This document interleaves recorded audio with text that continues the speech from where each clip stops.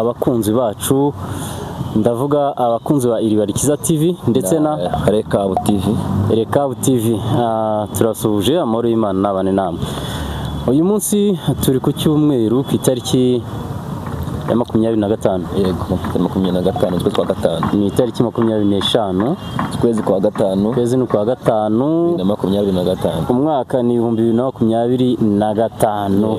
Abantu bameze neza, abasenze Imana ikababwira ko bazarama, ngira ngo iminsi irimo kwiyongera.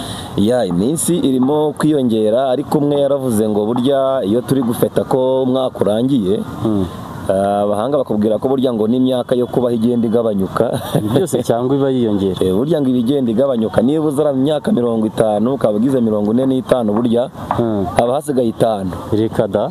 Koko se? Burya haba hasigaye 5. Imyaka ibigenda. Ngira ngo mwabyumvise, ni umukozi w'Imana. Nge muranzi muramenyereye, ni Jean d'Amour nk'ibisanzwe, ariko hari abantu bamubonye ari ubwa mbere, reka bibwire. Murakoze, nitwa Prophete Mbabazi, ndi umukozi w'Imana, hanyuma Imana ibaha umugisha, kandi nishimiye kubana namwe. Bamwe dusanzwe tuziranye kuri channel ya YouTube Rekabu TV, hanyuma tubana kuri aya macano yombi. Imana ibaha umugisha. Yes. Prophete cyangwa se yes, Prophete Mbabazi, ibanza usenge Imana mu isengesho rigufi, noneho dutanga ikiganiro cyacu. Usenge Imana. Mana, mu izina rya Yesu turagushimiye ko duhaye umwanya, hanyuma reka abadukurikiye baryoherwe n'iki kiganiro, kandi umuntu wese uzakireba azakoremo message mugenewe mu izina rya Yesu. Amen. Amen. Yes, ntabwo dutinda kuganiriza abakunzi bacu. Hari amakuru arimo kugenda acicikana kuri iyi mihanda cyangwa se kuri social media, y'abakozi b'Imana bari kugenda bandavura, noneho aba YouTubers nabo nta kubashyiramo imiyaga, nabo bakabata hanze ibintu byakaze, ibyo bita kubata imihanda, gutwika. Ibi bintu ndashanga tugira icyo tubivugaho. Ndaguha nk'ingero, hari witwa Bishop Gafaranga, ngira ngo uramuzi. Yego. Bishop Gafaranga umuzi wiki? Urakoze cyane. Ngira ngo tunabwira abantu gukanda subscribe, abantu bakore subscribe bajye badukurikirana cyane. Yego. Banakoreshe baduhe n'ibitekerezo munsi tuganire. Yego. Banumbajije ku bakozi b'Imana bo muri iyi minsi. Yego. Ngira ngo turi mu bihe Paulo yavuze. Yaravuze ngo mu minsi y'imperuka hazaba ibihe birusha. Yego. Rero mu bihe birusha harimo n'ibi ngibi. Kubona umuntu yari umukozi w'Imana, kubona umuntu yarakoreraga Imana, Imana yamugirira neza, haba hari urwego Imana imushizeho, akibagirwa Imana. Warumbajije kuri Bishop Gafaranga. Bishop Gafaranga uramuzi? Niba umuzi, umuzi wiki? Wamenyekanye cyane ku ma YouTube, akina amafilime. Ni umuntu wamenyekanye cyane, abantu benshi bazi. Ariko iyo ugiye uganira n'abantu ba hafi yiwe, bakubwira ko yari umuntu wari umunyamasengesho. Burya se yari umunyamasengesho, ajya gusengera za Kanyarira, ngwino ngutabare mu butayu. Yari umunyamasengesho. Azi Kanyarira. Bishop Gafaranga yari umunyamasengesho, azi Imana, azi icyo Imana ivuga. Bishop Gafaranga yavuganye n'Imana. Ndumva umuzi wa ibi byose agezeho. Imana yaramubwiye ngo nzakora ibi. Ariko wasanga waranamusengeye. Ntabwo nigeze musengera. Ntabwo namusengeye, ariko nahuye n'abantu basenganye nawe, nahuye n'abantu bamusengeye.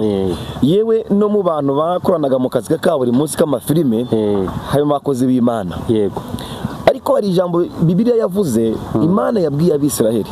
Yarababwiye ngo nimumara kurya mugahaga, ntimuzibagirwe. Buriya Damuru biragatsindwa n'Imana kwibagirwa uwaguhaye. Biragatsindwa kwibagirwa uwaguhaye. Ugiye gutuma mfashwa. Turi mu kiganiro. None se ikiganiro ni iki? Nugufashwa. Biragatsindwa kwibagirwa uwaguhaye. Biragatsindwa. Uriya mukozi w'Imana, uriya Bishop Gafaranga, ntabwo turi kumwishima hejuru. Ahubwo nk'uko nawe ubwe yabyivugiye, yabanje kuba muboye, yabaye umuboyi wo mu rugo. Ngo anacukura imisarani, yoza amasafuriya, byose arakora. Imana imukuramo. Yavuze ko yatangiye ari umudozi w'inkweto ku muhanda, yakoze ubuzima bupfuye. Koko se? Ariko Imana bimwe yakuye Kanyarira, Imana imutabara mu buryo bw'ubusabusa. Yego. kuko amakuru avuga ko Burango yari afite na hoteli. Yari afite hoteli Bishop Gafaranga afite hoteli. Byashoboka kuko uriya muhungu ngewe muzi akina komedi kuri channel yo yitwa Bishop Gafaranga. Yitwa Bishop Gafaranga. Noneho akina komedi agaragaza ubutekamutwe bwa tukaba tumaze kuvuga ko umuntu ashobora kwitwa umukozi w'Imana, Imana ikamuha n'amasezerano menshi, ariko yagira gutya yasubira inyuma, Imana ikaba ishobora kugira gute guca muri ya masezerano, ibyo yari yamusezeranije ntibigerweho. Birashoboka cyangwa ntabwo bishoboka? Nibyo birashoboka. Niba nkubwira ko nyine biravuze ngo nimara kurya nimukibagirwe. Imana mushobora kubana ukenye, Imana ikakuzamura kugira ngo irebe uko witwara. Niyo mpamvu umuntu ushaka kumuha miliyoni 20, Imana ikagira miliyoni 20 ko aragaruka mbere yanjye. Nicyo n'uriya mugabo rero asa naho yakoze nyuma yuko Imana imuzamuye, avuye mu buboyi, avuye mu kucukura amatuwarete, Imana imuha amafaranga, imuha igikundiro favor, kandi byaragaragaraga ko kabisa uriya muhungu ameze neza. Buri umuntu wabaye mu buboyi akubaka etaje, ibyo bintu ntabwo apfa kubyumva. Ariko noneho nyuma yuko akoze divorce, amakuru avuga ko Imana yamubwiye ngo urwo rugo ntazarwubake. Urumva rero niba Imana ivuze ukayisuzugura, sinzi neza ko byakugwa amahoro. Ntabwo byakugwa amahoro. So rero yambwiye ati urwo rugo were kurusha wirujyamo. Gushakana na Murava wibikora. Abirengaho arabikora. Niyo makuru agenda avuga. Ngashobora no kuba yarabikoze mu buryo bw'ubutekamutwe, kuko amakuru avuga ko ubukwe bwabaye mu muhezo. Byabaye mu muhezo kuko ngewe rwose ndi online, amakuru yose ntabwo bwabereye Nyamata, hari nibuka ko bwabereye Nyamata. Ni Nyamata. Bwabereye Nyamata kuri hoteli ntibuka. Buba mu muhezo. Abanyamakuru barabaheza bose. Nta wemerewe gufata ifoto, deja nta n'umunyamakuru wapfuye kwinjiramo. Nuko banatumiye n'abantu bona bari classe. Sinzi nabo wenda hari igihe avuga ati umudamu washaka kuzabyica n'iki, kuko n'umugore we njya mubona kuri YouTube atanga ibiganiro. Ariko wibuke ko na nyina wa Murava, mama wa Murava, birashoboka ko atatashye ubukwe, kuko nabo ntabwo bari bishimiye ko Murava ashakana na Gafaranga. Uko biri kose igitwe twatimo tugarukaho n'abakozi b'Imana bamwe Imana igirira neza bakibagirwa uwabahaye. Nicyo natangiriyeho, kwibagirwa uwaguhaye. Niba abakozi b'Imana bamwe usanga harimo Imana igira neza ivana ahantu habi, ni benshi n'abandi nzi, ariko simubone ko umuntu yavuga kuri social media. Ariko icyakabaye cyiza nuko umuntu yibuka uwamugiriye neza. Niba Imana ikugiriye neza, were kuyitura gusubira inyuma, were kuyitura gukora ibyangwa n'amaso y'Imana, were kumva ko abandi uyu munsi bari gusenga babuze ubwenge. Ntaho gusenga ari uko ubura ubwenge. Donc ubukire, ubutunzi, amafaranga ntibyagombye kwibagiza Imana. Ntabwo amafaranga irakwiye gutuma wegera Imana, yegera cyane. Kuko gusenga, abantu basenga murabizi, nawe fata gusenga ugenda n'amaguru, gusenga ugenda n'imodokari. Urumva ko Yesu uvuze akantu uranyibutsa. Gafaranga ari mu bantu bari batunze imodoka muri Rwanda, kandi abantu tunze imodoka ntabwo ari benshi, bishoboka zinarenze imwe, ahubwo yarazicuruje. Hari kampani bangira ngo Tom Transfer, ngira ngo iyo kampani yarayamamarije, yarayicururiza ibintu nk'ibyo, bituma rwose umuhungu agira ate aramamara. Noneho na social media aho ibera kaga, si ukumwamamaza, igira ite iramwamamaza kabisa. Ubundi nkabona yaje ku YouTube channels akomeye muri Rwanda, nabo akavuga ngo dore Gafaranga yaje mu kimodoka cy'umuzinga. Ubundi uciye mu ijambo, hari ikintu abantu bagomba kwitondera. Social media zishobora kuba ari nziza uruhande rumwe, ariko urundi zishobora kuba ari mbi. iyo rero utagize ubwenge, iyo utabaye maso, zirakurangiza. Ngira ngo ni cyo kibaye, zirakurangiza. Nuvuga ngo buriya abanyamakuru baba mutunga mikoro bamuhereza intebe, bakubwira ngo ry'ifiriti nkeya, wowe ukishimira uburyohe bwa firiti kandi ari izaguhitana. Nuvuga ngo uko abantu bagutunze mikoro kose ntabwo ariko wavuga. None se bariya bamutunga mikoro cyangwa se bamwicazaga imbere ya kamera umunsi ku munsi bajya kubabona, abari kumusura ni bangahe muri gereza? Ahubwo se baramufasha iki? Urakoze cyane. Abari kumusura ni bangahe? Tugere kuri icyo kintu. Bivuga ko Gafaranga afungiwe ihohotera rishingiye ku gitsina. Urumva niba yarahohoteye umugore we, ni ihohotera rishingiye ku gitsina, kandi harimo gukubita, harimo kumubabaza bikabije. Ni byinshi kuko na ejo bundi yagiye mu rukiko, ngira ngo yaraburanye, abantu bose barabibonye. Nabonye bari bamukatiye 30 jours, nabonye bamukatiye iminsi 30 y'iki yo kuba afunzwe by'agateganyo. Ya minsi 30 bagikurikirana icyaha, yasabye gutaha ndetse ngashobora kuba yanatanze n'ingwate y'imitungo sinatoroka ubutabera, ariko ngo basanga hari impamvu zituma yafunguye 30 jours. Gafaranga baramuzi, ariko ya mungu y'umurebye wowe niko ariko abantu nibone turi guseka, birababaje ku umuntu yari umukozi w'Imana, ku umuntu ngira ngo buriya, ariko reba ari amagambo meza yajyaga avugira kuri kamera, kandi abantu ameze nk'ufite impuguro kabisa zafasha sosiyete. Damuru, hari ikintu kiba kibabaje niba kubwira ngo umuntu ni ikibyihishemo. Ngira ngo abantu bajya babona ama video menshi we n'umudamu we na Murava baririmba indirimbo, bafashijwe ari abantu b'abamarayika bicaye muri salo, undi bicaye muri studio, Anete na Murava. This time umwe ari gushiraho undi case yo kumira gute, yo kumwica. None se batangiye bavuga ko Gafaranga yafashe Anete aramuniga, amuheza umwuka hafi kumwica. Aho se uzobushaka kumwica? Kuko nabonye mu binyamakuru abandi bavuga ko Murava ashobora kuba yaragiye kwa muganga bakamusangamo agahinda gakabije. Ibaze noneho agahinda gakabije, ariko ibyo bintu kabirenza aho ukaririmba. Ariko urumva abantu bajya bavuga ngo azi kuririmba, cyategereje niba yiririmbye umugisha wawe, niba yiririmbye. Urumva afite indi yitwa niho nkiri, niyo ngiyo ya ndirimbo ni nziza cyane. Arinzi ku isoko y'umugisha, ari umutumishisha, ari n'umuririmbyi wenda ko yihezwaho.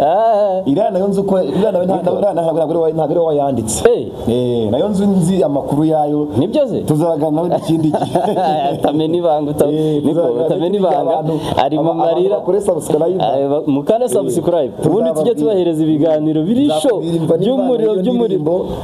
Ntabwo ariye n'umuntu wayanditse bisanzwe, ibyo bintu biriho. Nayimereye fofuri bisanzwe, ariko ziko ziriya ndirimbo zikaze, bari abantu bazirimba atari baba barazanditse, rangije mukorera umuti. Hari n'umuntu wambwiye ko iriya ndirimbo ya Alexis Dusabe yitwa Umuyoboro, kuriya ntabwo ari ngo ari we wayanditse, ntabwo ari we, kuko ntabwo ari we, nayo ifite amateka. Ubwo uvuza ko kantu bitugira ute uranyibutsa. Ariko dukomeza, reka twigumire ku ntama yacu, uyu Gafaranga ntabwo turimo kuciraho iteka, ntabwo turimo kumuciraho iteka, ahubwo twe tuba tuganira ahangaha ngo twereke abantu ukuri, tubagire inama, dukosore sosiyete, tuyigishe. Niba hari ikitagenda neza tukivuge, kugira ngo hatazagira n'undi ugwa muri urwo ruzi arwita ikiziba. Ni ukuvuga ngo niba Gafaranga yari afite umugore mukuru basezeranye byemewe n'amategeko, bivugwa ko yamubeshye ko hari umudiyasipora bagiye kubana, noneho akamuhesha amahirwe yo kwambuka akava mu Rwanda akajya mu bihugu by'amahanga, yamara kugerayo bagatandukana akabona gukomezanya n'umugore we wa mbere. Ibyo ni amagambo twumvise hano kuri iyi mihanda, reka ibyo tubyirengagize. Icyo tuzi neza ni icyaha nk'umuntu wasenze, nk'umukozi w'Imana. Azo gukunda ubutunzi, gukunda ubutunzi, none ubutunzi ko mbona buzabahemuza, ibyo nabyo ubwabyo ni icyaha. Niko ubutunzi ko mbona buzatumara, ese umuntu nanjye nshaka ifaranga iri faranga ko mbona rizatumara wawe ifaranga ijoro n'amanywa iri faranga ngo rituma abantu ariko ntabwo byari bikwiriye. Uyu muhungu nge nabonaga ari umuntu w'umusirimu kabisa. Donc akimara kubana na Murava abantu bose bavuga ati uyu muhungu dushyizeho agasaraba. Urumva abantu guta umugore mukuru mwabyaranye nta cyaha umushinja ufitanye abana utamufatiye mu busambanyi utamufatiye mu kabari. Aho nguciye mu ijambo ni kwa kundi ujya nabona ku bireze muri iki gihe. Yego, ni kwa kundi umuntu ashakana n'umuntu umudamu bakenye mu bukene bwa bakabona bari fiyeri. Iki kintu kirababaje kandi ibintu bireze ni gute no mu bantu bizera Imana basenga ukabona umuntu ashanye n'umuntu kubera ko ugize imodoka kubera amafaranga batangiye kuyabona donc agatangira kuba mubi, kandi si ku bagabo no ku bagore birahari. Ariko mbwira ukuntu uriya mudamu mukuru yabyakiriye akimara kubona agafaranga amutunguje divorce yihuse. Uko biri kose nanjye nise mu mwanya we ntabwo nabyakira neza. Si wagwa no muri koma ntabwo yabyakire neza kamwe birumvikana. Mufitanye abana mwabyaranye mwabanye mu bukene none nta kosa umushinja. Tujya tubona divorce hanze aha aho umugabo yenda yafashe umugore mu busambanyi sibyo yamufatanye igihanga. Yego, cyangwa se umugabo afite ingeso yo kwiba ikabije noneho umugore akabona atabyihanganira. Ubukunda gutandukanya ingo nta kintu twigeze tubona cyatandukanyije Gafaranga n'uriya mugore mukuru. Gafaranga we bivuga ko ashobora kuba afite yaragize irari rirenze ryo kurarikira Murava bikarangira agize ate amushutse bikarangira babanye. Murava nawe agakurikira iki ngo etaje n'amamodoka bya Gafaranga. Ntabwo tumuciriye urubanza ariko hari ikintu bita ingaruka y'icyaha. Hari ikintu bita ingaruka y'icyaha. Yego, kandi iyo ngaruka ushobora kuyigira uyu munsi cyangwa ejo hazaza. Ntabwo nzi wenda umugore w'Agafaranga mukuru ntabwo muzi. Yego, wenda kumubona arayivu ntabwo ndabona ko muzi mu social media. Sinzi n'abana be. Yego, ariko ntihabuze amarira uriya mugore yarize. nta nubakirira none se ubu yaronga bari abana barize ntabwo bibuze. None se Minervari Gafaranga yishyuraga ubu byageze ku mana ubiri kwishyurwa se? Minervari Gafaranga yishyuraga bari abana b'umugore mukuru ubiri kwishyurwa. Icyo kiganiro kigamye no dukurikira n'abatureba donc nukwereka abantu ko tudakwiriye guhindurwa n'iminsi. Yego, niyo ntego iki kiganiro. Niba urongoye umugore umukunze mugasezerana ko muzatandukanwa n'urupfu ruriya n'urupfu rwabatanyije nibi ariko wasanga ari n'urupfu kuko mu mutwe se buriya biba bisawa buri. Ariko icyo Bibiliya ivuga wenda ntabwo nzi niba barasanga imbere y'amategeko cyangwa se imbere y'Imana, ariko icyo nasabira Gafaranga nuko namusabira ko Imana yamufasha akazava hariya ari amahoro, kuko hariya nta uhasekera undi, buri wese yajyayo. Yego, ariko namusabira ko yahindukira agahindukira hari agatekereza akamenya ngo Imana iramushaka.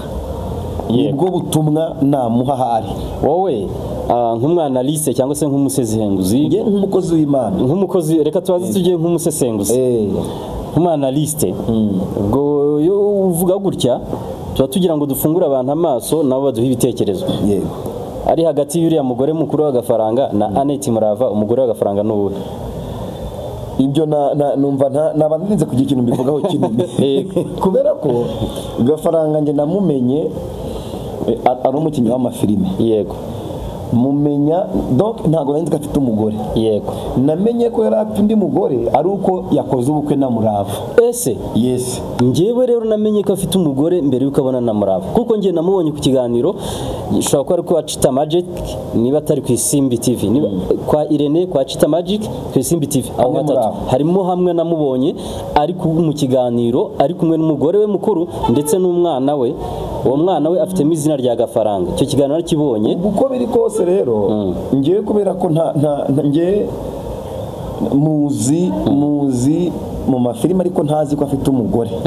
Namenye ko yari afite undi mugore yabanye na Murava. Yego se? Yego, nibwo nabimenye ko ni ukuri. Yego, uko biri kose ubwo umugore nyine wa mbere ko atapfuye niwe waba ari umugore wise mukuru. Yego, ariko na Murava barasezeranye bari barasezeranye ahubwo icyo gafaranga yakoze icyo Bibiliya yita ibuza. Yego, nk'umukozi w'Imana, umunyamasengesho, icyo gafaranga yari umunyamasengesho na za Kanyarira yagiye yo gusenga akenye, nawe yarabyivugiraga ariko aba yajagayo ntabwo ari inkuru mbarirano kuko wasenze. Niyo mpamvu ngo bavuga ngo iyo udasenze urasengera.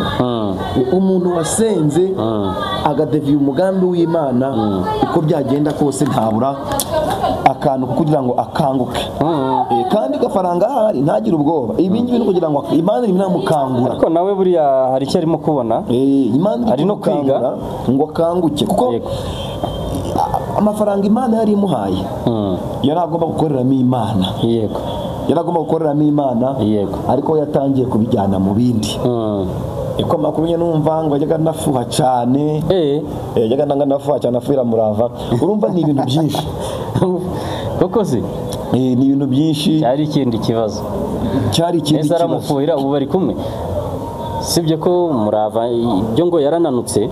Hari abantu bamubonye ejo bundi ku rukiko, yarananutse ku rwego rukomeye. Nabonye akavideo kayinjira mu rukiko ko yaje mu modoka, uzi ko urubanza rwabaye mu Muhezo. Yego, yasohotse mu modoka yinaga mu rukiko yihuta, ariko buriya yahungaga amakamera. Of course urumva birumvikana niba yanagize niyo yaranakorewe n'iryo hohoterwa, nawe nta gatuje. Ariko Murava ni intwari. Ni intwari kuko umuntu kwa muganga basanzemo agahinda, bagasanga afite guhungabana. Yego, ntabwo yabyibuha gute? Ntabwo yabyibuha. Uwo munezero yawugira gute? Kandi damuru niyo warya ibimeze gute? Nawe agatekereza uburyo ki mu muryango we bamubwiye bati itonde. Uko bikose izo nama ntizabuze kuba. Ntabwo zabura kuko rega mama we ngo ntabwo yatashye ubukwe. Ntabwo yatashye ubukwe. Urumva ni igikomere. Ni igikomere. Murava yarazi ko ashatse umuntu ugiye kumuhoza. Avuga ati wenda nubwo abakobwa tubona abakobwa muri iyi minsi banigireho. Murava yakurikiye ibintu bamubwiye ko gafaranga afite etaje, afite imodoka, niko bari ariko unarebye birashoboka ko abantu baravuga se abakobwa mugira ubwenge, abakobwa b'iki gihe b'iyi minsi mugira ubwenge kabisa. Ibintu birashira, ibintu nibishakwa, ibintu birashira. Nese izo etaje azishimyemo. Abakobwa bakoma kugira ubwenge bakamenya ko ibintu nta hano bihuriye n'umuntu. None se reka tubaze umukobwa udukurikiye. Amafaranga niba koko Annette Murava yaragiye akurikiye amafaranga, ubu ayishimyemo.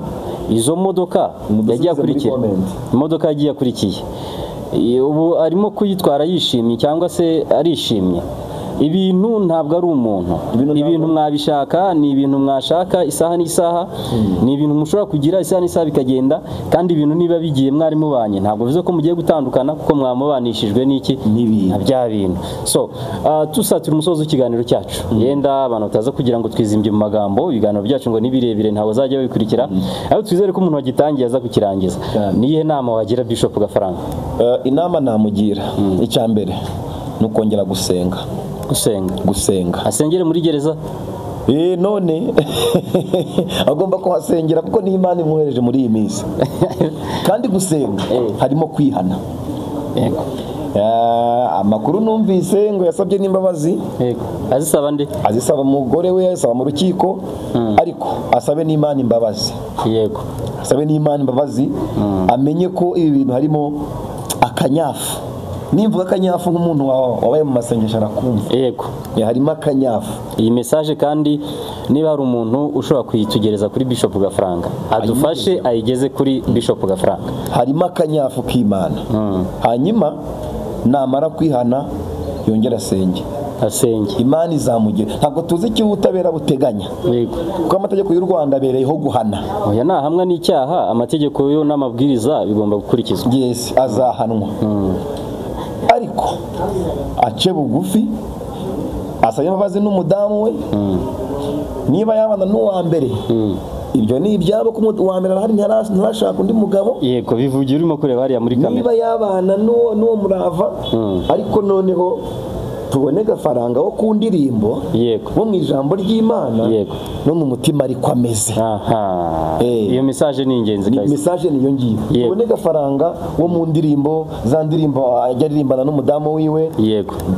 Tunamubone gafaranga wo mu ijambo ry'Imana. Message najyaga mubona bamwakira kwa Bajiyene Kabanda. Namubonye no kwa Prophete Aneste hariya muri Erayon Church. Namubonye we na Murava bagiyeyo. Ibyo akora byose amenye ngo akakara akanyafu Imana ririmo iramukangura agarukira aho yari ageze atarengera.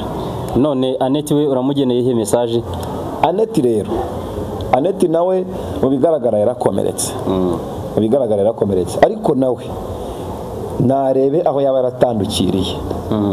Narebe aho yaba yaratandukiriye akava imbere y'Imana, kuko impamvu Imana yamugize uwo ari we kwari ukugira ngo nawe azamamaze ubutumwa bwiza. Amakuru mfite ngo nuko ashobora kuba yaranze gutanga imbabazi mu rukiko. Imana yo ine niyo yakora ku mutima we akaba yatanga imbabazi, ariko ku muntu kuba yatanga imbabazi ntabwo byakora ko gafaranga amategeko amuhana. Ibyo ntabwo bikura, bagomba kumuhana. Ariko nawe asenga Imana nawe amenye ngo mbese aho ndi niho Imana inshaka. Niba ari n'umunzani we amenye awuhagarareho neza igihe runaka. Ariko wenda dusoza icyo nabwira Annette ni ugusenga akamenya ngo mbese aho ndi niho Imana inshaka. Aho ndi niho Imana inshaka. Kuko abantu bari kujya mu by'Imana itabashakamo. Agakurikira ibyo bintu, akurikira ayo mazu, izo modoka, ayo mafaranga, ariko akibagirwa ese ndiho ndahana Imana inkeneye. Cyane cyane ikibazo kumenya aho Imana igushaka. Iki tuzakigera ikindi kiganiro. Ndahana Imana rero asenga Imana, hanyuma icyo navuga namubwira ngo niyihangane, nta mvura idahita. Nta mvura idahita. Uko biri kose ni intambara, ni urugendo, ni urugamba ari kunyuramo, cyangwa se amaze iminsi ari gucamo. Uko buri unajya gushyira ibyo ku karubanda, ariko byarenze bimaze kumurambira. Ariko uyu Annette arababaye kabisa. Arababaye. N'abakunzi be bamusengere, bamusengere ku Mana kugira ngo ariko namubwira ngo niyihangane. Nta mvura idahita. Imvura iragwa igahita. Ibi nabyo arimo bizarangira. Imana izongera imunezeza. So abakunzi ba gafaranga, abakunzi ba Annette Murava, turababwira ngo namwe mwihangane, kuko iyo ukunda umuntu nubwo yagibwaho n'ikibi ntabwo bigushimisha. Namwe mukomeze mubasengere impande zombi, gafaranga musengere, Annette Murava musengere. Bizadushimisha kongera kubona yagarutse mu murimo w'Imana, arimo kuririmba, arimo kuramya Imana, kuko niwo mwanya Imana imushakamo. Kuko ntekereza ko biragoye kuririmba uri mu mubabaro, ariko birashoboka. Muri mbyo yaravuze ngo birashoboka ko wanezerwa uri no mu makuba, ariko ntabwo byoroshye. Biravuga ngo ubabaye nasenga ariko wishimye aririmbe. Wishimye aririmbe. Ni basenge bombi. Ariko the first of all bihane basenge. Yes, bihane. Yego. Twari kumwe na Evangeliste Mbabazi, ni umukozi w'Imana, mtumishi mzuri kabisa, anafanya kazi ya Mungu, ikiwa ni kuomba, ni kuimba, ni kutoa maonyo mbalimbali, kazi yote ya Mungu. Huyu ni mtumishi mzuri kabisa. Tuzasubira, ariko banza ugire ukibwira abakunzi bawe. Badukurikira kuri Recap TV, mukore subscribe. Subscribe, munakore share, dufatanye kwamamaza umurimo w'Imana. Hanyuma bakurikira Ibarikiza TV nabo bakore subscribe, bakore share. Ariko kandi mushiremo munsi tuganire, mushiremo comment, mutubwire uko mubyumva, ese twazabakorera kuki ubutaha. Hanyuma tuje tuganira. Rero Imana ibahe umugisha, ndabakunda cyane. Right. Niba kandi hari uwifuza gukora natwe ikiganiro, ni karibu. Yes, ni karibu. Wenda turaza gushiraho nimero muri comment munsi. Oya yibabwire ukiri kuri kamera. Nimero ni 07 8 16 28 473. 07 8 16 28 473. Urakoze cyane kugusengera. dukeneye uburyo bw'umurimo w'Imana dukorana ikiganiro, ushaka gutanga ubuhamya nabwo waduhamagara. Yego, ukeneye gutanga ubuhamya bw'iby'Imana yagukoreye butarimo amatiku, budasebanya, twakwakira. Imana ibaha umugisha. Yego, ngira ngo ahangaha mufite n'ikiganiro twakoze, ntabwo twabogamye tubogama ku ruhande rumwe cyangwa se urundi.